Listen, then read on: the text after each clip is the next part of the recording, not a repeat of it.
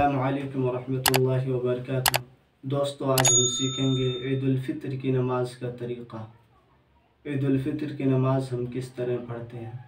सबसे पहले हम नियत करेंगे। नियत का मतलब है इरादा, इरादे का नाम है नियत। और ज़बान से कहना ज़रूरी नहीं है, दिल में इरादा होना ज़रूरी है। अगर कोई ज़बान से कहता है तो बेहतर है। ज़बान से इस तरह हम नियत करेंगे। नियत करता हूँ मैं 2 रकात वाजिब नमाज ईद उल फित्र 6 ज़ायद तकबीरों के साथ वास्ते अल्लाह ताला के मुँह मेरा काबे शरीफ की तरफ। उसके बाद इमाम साहब अल्लाहु अकबर कहेंगे, हमें हाथ को उठाना, उसके बाद हाथ को बांध लेना है नाफ के नीचे। फिर उसके बाद इमाम साहब अल्लाहु अकबर कहेंगे, हाथ को हमें छोड़ देना है। फिर उसके बाद इमाम साहब कहेंगे अल्लाहु अकबर, हाथ को छोड़ना है।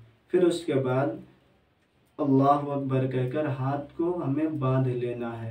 उसके बाद इमाम साहब सूरह फातिहा पढ़ेंगे और कोई सूरत मिलाएंगे, तो 1 रकात को इसी तरह वो मुकम्मल करेंगे।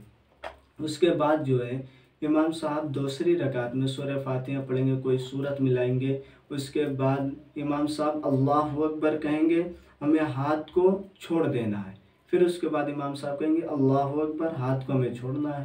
फिर उसके बाद अल्लाहु अकबर कहेंगे, हाथ को छोड़ना। और चौथी मरतबा हमें रुकू में जाना है। अल्लाहु अकबर जब इमाम साहब कहेंगे, रुकू में जाकर उसके बाद इसी तरह हम दूसरी रकात को मुकम्मल करेंगे, सजदा करेंगे और उसके बाद तहियात पढ़ेंगे, दुरूद शरीफ पढ़ेंगे, दुआ मसूरा, फिर इमाम साहब सलाम फेरेंगे। इसी तरह हमारी ईद उल फित्र की नमाज मुकम्मल हो जाती है।